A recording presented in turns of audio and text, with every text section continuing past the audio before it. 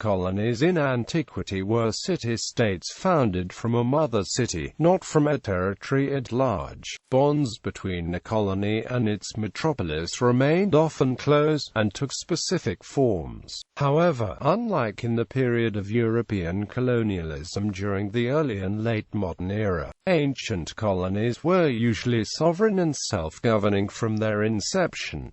Egyptian colony. An Egyptian colony that was stationed in southern Canaan dates to slightly before the First Dynasty. Narmer had Egyptian pottery produced in Canaan and exported back to Egypt from regions such as Arad, En-Basor, Raphia, and Tel Irani. Shipbuilding was known to the ancient Egyptians as early as 3000 BC and perhaps earlier. The Archaeological Institute of America reports that the earliest dated ship, 75 feet long, dating to 3000 BC, may have possibly belonged to Pharaoh Aha. Egypt at its height controlled Crete across the Mediterranean Sea. Phoenician colonies. The Phoenicians were the major trading power in the Mediterranean in the early part of the first millennium BC. They had trading contacts in Egypt and Greece, and established colonies as far west as modern Spain, at Gadir. From Gadir the Phoenicians controlled access to the Atlantic Ocean and the trade routes to Britain. The most famous and successful of Phoenician colonies was founded by settlers from Tyre in 814–813 BC and called Carthagest,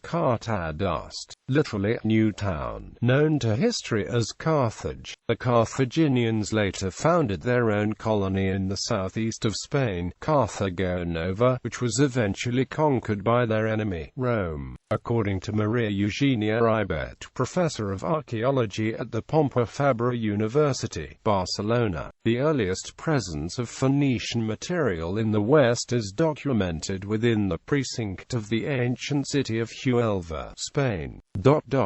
The high proportion of Phoenician pottery among the new material found in 1997 in the Plaza de las Monges in Huelva argues in favor of a regular presence of Phoenician people from the start of the 9th century BC. The recent radiocarbon dates from the earliest levels in Carthage situate the founding of the Styrian colony in the years 835 to 800 Cal BC, which coincides with the dates handed down by Flavius Josephus and Timoeus for the founding of the city.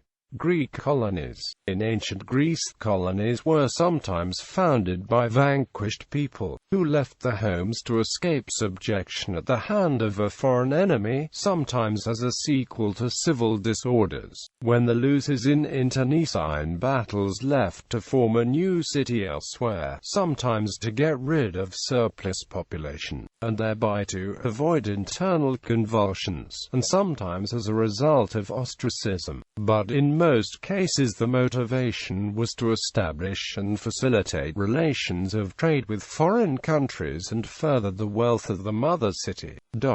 Colonies were established in Ionia and Thrace as early as the 8th century BC. More than 30 Greek city-states had multiple colonies around the Mediterranean world, with the most active being Miletus, with 90 colonies stretching throughout the Mediterranean Sea, from the shores of the Black Sea and Anatolia in the east, to the southern coast of the Iberian Peninsula in the west, as well as several colonies on the Libyan coast of northern Africa. For the late 9th to the 5th centuries BC, there were two similar types of colony, one known as an Piomicron iota Kappa iota Alpha Apoikia, and the other as an Mu Piomicron Rho iota Ov Emporion. The first type of colony was a city-state on its own, the second was a Greek trading colony. The Greek city-states began establishing colonies around 900–800 BC, at first at Almina on the coast of Syria and the Greek emporium Pithecusia at Ischia in the Bay of Naples,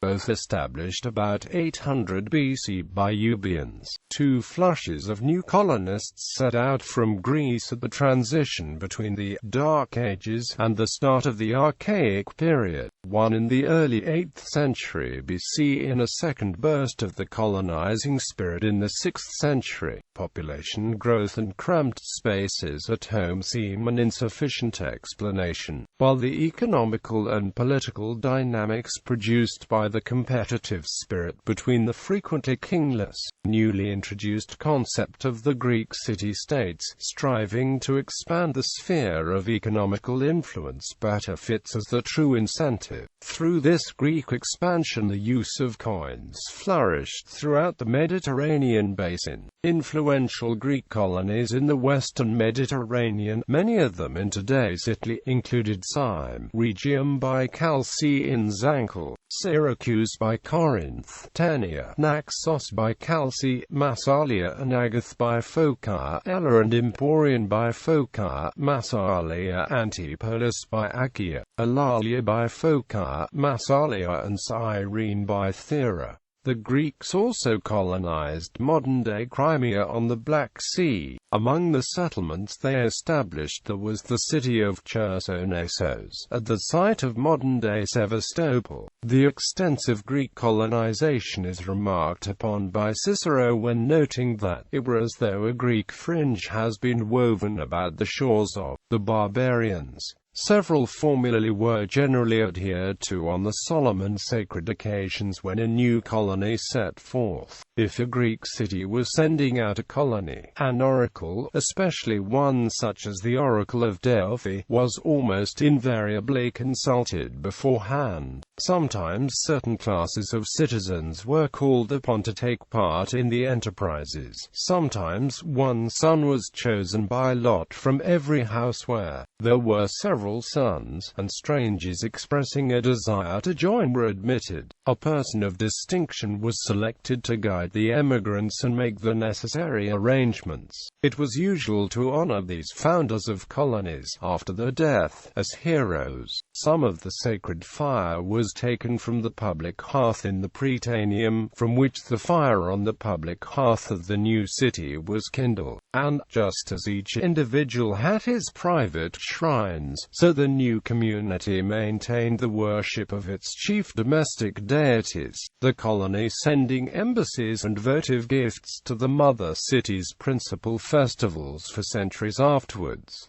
Relations of colony and metropolis. The relation between colony and mother city, known literally as the metropolis, was viewed as one of mutual affection. Any differences that arose were resolved by peaceful means whenever possible, war being deemed excusable only in cases of extreme necessity. It is worth noting that the Peloponnesian War was in part a result of a dispute between Corinth and her colony of Corcyra. The Charter of Foundation contained general provisions for the arrangement of the affairs of the colony, and also some special enactments. The constitution of the mother city was usually adopted by the colony, but the new city remained politically independent. The holy fire of the metropolis was preserved in a special place to remind the common ties. If the colony sent out a fresh colony on its own account, the mother city was generally consulted, or was at least requested to furnish a leader. Frequently the colonies, declaring their commitment to the various metropolitic alliances formed in the Greek mainland and for religious reasons, would pay tribute in religious centers, like Delphi, Olympia, Delos. The clerics formed a special class of Greek colonists, each being assigned an individual plot of land in the place to which they had been assigned. The trade factories set up in foreign countries, such as Egypt, were somewhat different from the ordinary colonies, the members retaining the right of domicile in their own fatherland and confining themselves to their own quarter in the foreign city. Roman colonies. It was an old custom in ancient Italy to send out colonies for the purpose of securing new conquests. The Romans, having no standing army, used to plant bodies of their own citizens in conquered towns as a kind of garrison. These bodies would consist partly of Roman citizens, usually to the number of 300, partly of members of the Latin League, in larger numbers. The third part of the conquered territory was handed over to the settlers. The Colonia Civium Romanorum were specially intended to secure the two sea coasts of Italy, and were hence called Coloniae Maritime. The Coloniae Latini, of which there was a far greater number, served the same purpose for the mainland. The duty of leading the colonists and founding the settlement was entrusted to a commission usually consisting of 3 members. These men continued to stand in the relation of patrons to the colony after its foundation. The colonists entered the conquered city in military array, preceded by banners, and the foundation was celebrated with special solemnities. The coloniae were free from taxes, and had their own constitution, a copy of the Roman, electing from their own body the Senate and other offices of state. To this constitution the original inhabitants had to submit. The Coloniae Civium Romanorum retained Roman citizenship, and were free from military service, the position as outposts being regarded as an equivalent. The members of the Coloniae Latini served among the Socii, the allies, and possessed the Secaldi Ius Latinum Latinitas. This secured to them the right of acquiring property, the concept of commercium, and the right of settlement in Rome, and under certain conditions the power of becoming Roman citizens, though in course of time these rights underwent many limitations. For the time of the Gracchi the colonies lost the military character. Colonization came to be regarded as a means of providing for the poorest class of the Roman plebs. After the time of Sulla it was adopted as a way of granting land to veteran soldiers. The right of founding colonies was taken away from the people by Julius Caesar, and passed into the hands of the Roman emperors,